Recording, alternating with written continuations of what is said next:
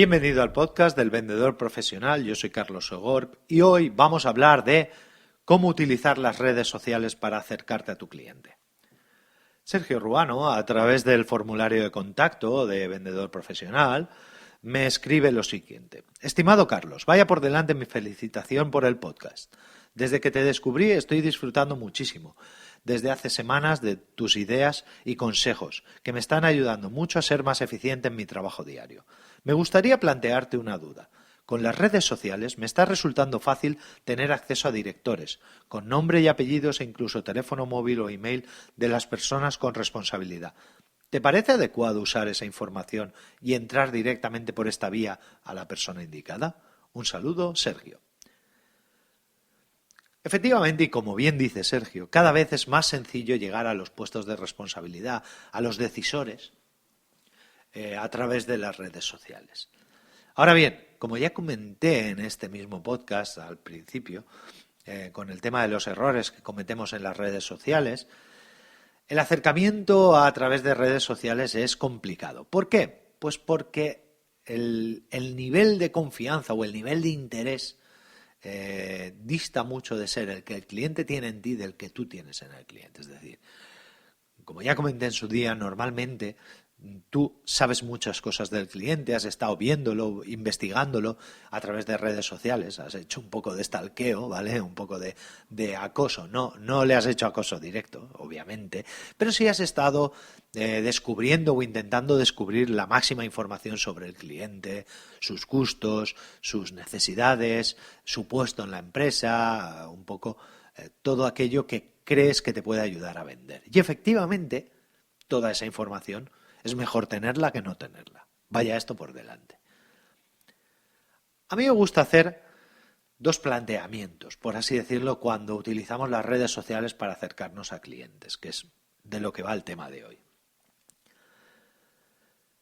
El primer planteamiento, que sería un planteamiento de conseguir llegar al cliente o a utilizar las redes sociales para acercarte al cliente a largo plazo, es un planteamiento long tail, ¿vale? Es un planteamiento muy bueno que al final puede dar o puede generar relaciones muy interesantes y con mucha durabilidad en el tiempo, ¿de acuerdo? ¿En qué consiste este largo plazo? Pues consiste en ir acercándote al cliente de forma paulatina, revisando intereses, viendo qué intereses pueden ser comunes o mutuos con él, revisando sus publicaciones, haciendo un poco seguimiento de su compañía y de su comportamiento y esperar el momento adecuado, por así decirlo, para ir sembrando en él poco a poco esa información, esos ganchos, por así decirlo, esos anzuelos, para que sea él, de forma inconsciente, el que te relacione con la solución a sus problemas. ¿De acuerdo? Por así decirlo, lo que haríamos sería ir poco a poco lanzando miguitas de pan, ¿vale? Para que él, poco a poco, sea el cliente el que llegue a ti. ¿De acuerdo? Esto es mucho más interesante, esto es inbound de toda la vida, ¿vale? Ahora además que en el tema del marketing online está muy en boga el tema del inbound. El inbound se ha hecho toda la vida. Es decir, inbound simplemente es conseguir atraer a tu cliente hacia tu producto, para que en vez de ser tú el que lo aborde a él, sea él el que venga a ti. En mis clases de marketing y de ventas suelo decir que la forma más sencilla del inbound, ¿vale? Imaginad que vais por la calle andando y veis un cartel muy grande que pone: prueba el mejor café de España según la guía no sé qué de cafés. Y pone una flecha y dice: entra aquí. Y esa flecha que señala la entrada, y tú miras arriba, ves la flecha y dices: ay, pues voy a entrar a probar el café, por ejemplo, o los zapatos. Los zapatos más baratos de Madrid. Y te pone una flecha: entra aquí. Eso sería inbound, es decir, lo que están consiguiendo es que tú entres dentro de la tienda de alguna forma. ¿De acuerdo? Para el inbound en local, para el inbound en retail, se utilizan muchos recursos. Se utiliza todo el tema de recursos de escaparatismo, de publicidad en el punto de venta, pues eso, los propios carteles, un buen eslogan, un buen nombre o un cartel luminoso, todo eso es inbound en punto de venta, es decir, es conseguir atraer al cliente hacia adentro, ¿vale? Hacia el punto en el que le vas a vender. En marketing online es lo mismo, simplemente que el punto donde le vas a vender probablemente sea pues tu web o tu comercio electrónico, tu e-commerce o lo que sea.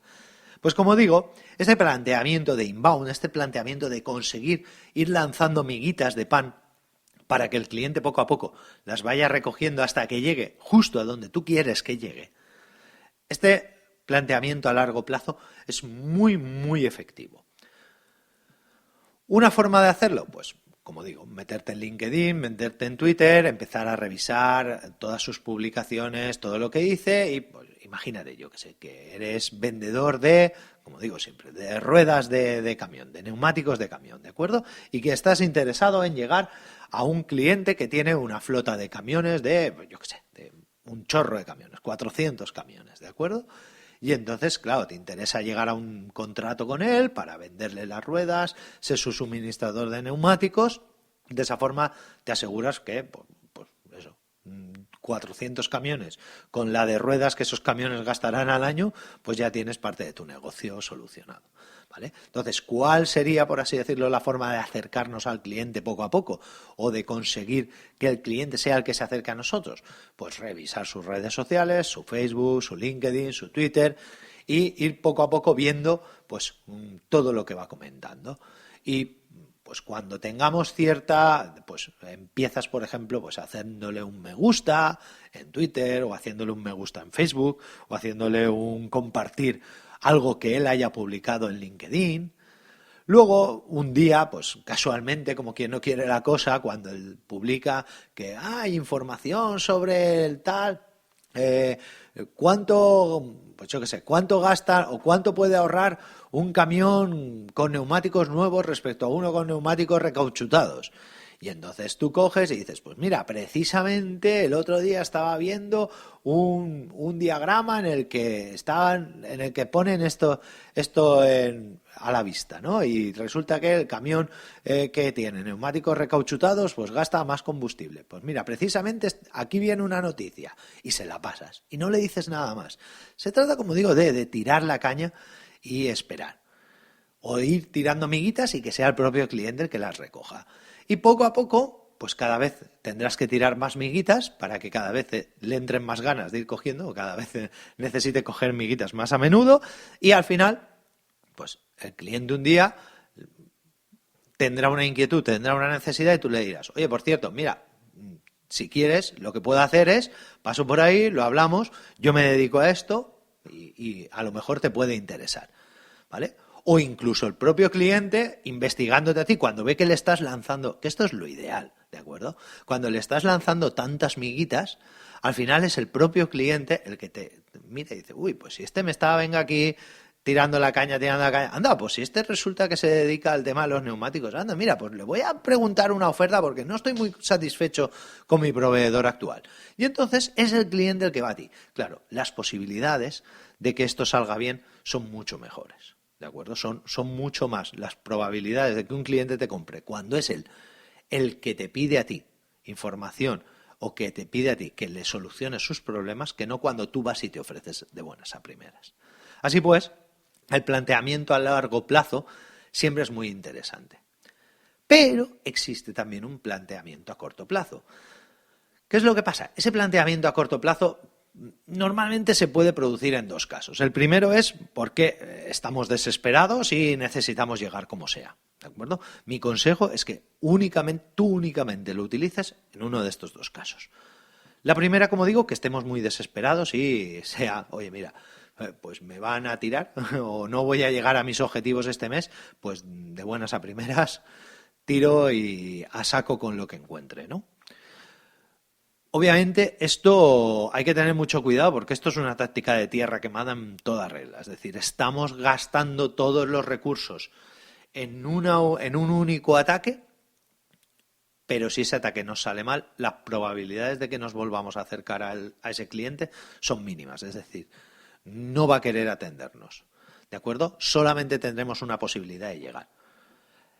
La otra opción es que alguien nos esté bloqueando. ¿De acuerdo?